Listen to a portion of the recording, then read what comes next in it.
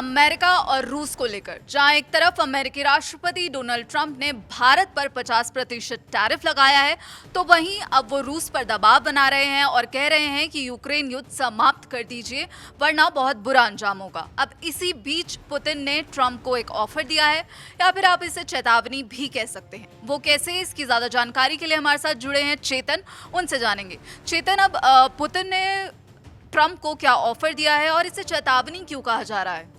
देखिए, जिस तरीके से परमाणु हथियारों को लेकर काफ़ी ज़्यादा जिक्र अब होने लगा है, क्योंकि रूस यूक्रेन का युद्ध रुक नहीं रहा। ट्रंप की तमाम कोशिशों के बाद भी पुतिन मान नहीं रहे हैं, अपनी शर्तों पर अड़े हुए हैं। तो कहा यह जा रहा है कि भैया कभी भी परमाणु का इस्तेमाल हो सकता है। परमाणु का इस्तेमाल हम जानते हैं कि वो सिर्फ और सिर्फ विनाश और तबाही ही लेकर आएगा, और उसके बाद कुछ भी बातचीत का रास्ता भी नहीं रह जाएगा। हिरोशिमा नागासाकी को याद करें तो उसके जख्म अभी तक भरे नहीं है, लोग याद करते हैं। और परमाणु की जब बात होती है, इस्तेमाल की भी बात होती है, तो एक तरीके से बहुत ज़्यादा सिरहन है जो वो पैदा होने लगती है। तो अब एक संधि है जिसको लेकर पुतिन ने इस बात को कहा है कि हम इसे आगे बढ़ाना चाहते हैं। ये संधि क्या है, इस बारे में जल्दी से आपको बता दूं।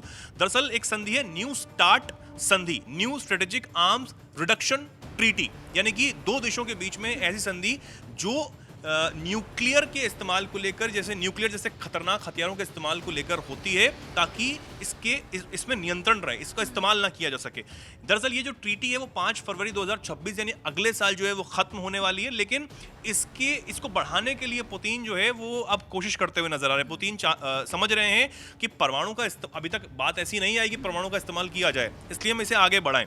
तो अब रूसी राष्ट्रपति पुतिन ने इस बात की घोषणा की है, अगर अमेरिकी राष्ट्रपति ट्रंप भी सहमत होते हैं तो रूस इस संधि को 1 साल के लिए बढ़ाने के लिए तैयार हो जाता है। अब ये जो संधि है वो इसलिए भी अहम हो जाती है क्योंकि दो महाशक्तियों के पास परमाणु जिस तरीके से मौजूद हैं वो किसी के लिए भी खतरा हो सकते हैं। तो इस संख्या को सीमित रखा जाए। ऐसे में पुतिन का यह प्रस्ताव जो है वो रूस और अमेरिका ही नहीं बल्कि पूरी दुनिया के लिए एक बहुत बड़ा स्थिरता वाला मौका लेकर आ सकता है और सुरक्षा से जुड़ा हुआ ही माना जा रहा है। अगर हम इस संधि को थोड़ा सा समझें जल्दी से, तो 2010 में इसे लागू किया गया था और इसका मकसद जो है वो अमेरिका और रूस के बीच परमाणु हथियारों की होड़ को सीमित करना था, लिमिट में लाना था।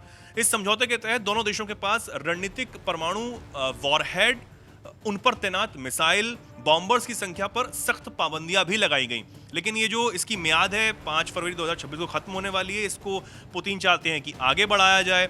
अब इसको लेकर भी काफ़ी ज़्यादा जो कोशिशें हैं वो हो रही हैं, लेकिन सबसे बड़ी बात है कि जो राष्ट्रपति ट्रंप हैं उन्होंने इस चीज़ को लेकर क्या कहा था वो भी जानने वाली बात है।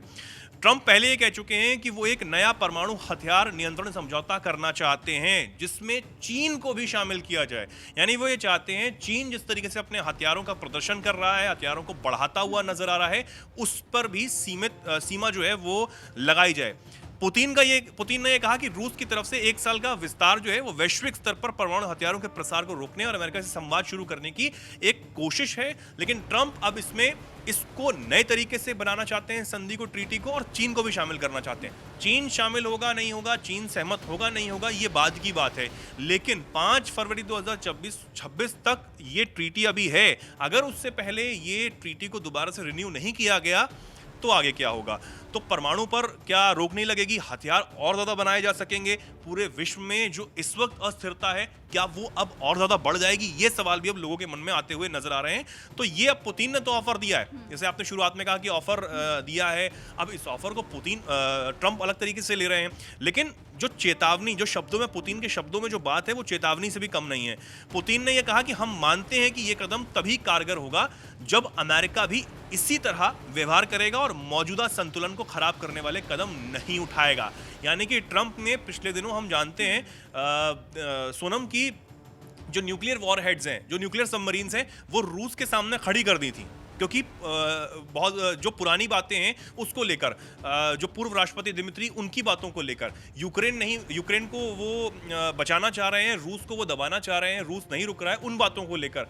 तो अगर इस तरह की धमकियां आगे मिलती नहीं तो आप सोचिए क्या होगा। तो पुतिन ने इस बात को कहा है, पुतिन इस बात को समझ रहे हैं युद्ध में होने के बावजूद भी कि परमाणु के इस्तेमाल की अभी भी कोई संभावना नहीं है। सोनम, तो ये एक बहुत जरूरी बात हो जाती है। हाँ, तो जैसा कि आपने समझा कि इस संधि में क्या क्या चीज़ें शामिल हैं, लेकिन अभी जो फिलहाल रूस और अमेरिका के बीच तनाव चल रहा है, उसी बीच क्या अमेरिका पुतिन के इस ऑफर को एक्सेप्ट करेगा या फिर अमेरिका वही अपना पुराना रवैया अड़ियलपन जारी रखेगा, ये देखना होगा। बाकी देश और दुनिया की खबरों के लिए जुड़े रहिए दैनिक जागरण के साथ। नमस्कार।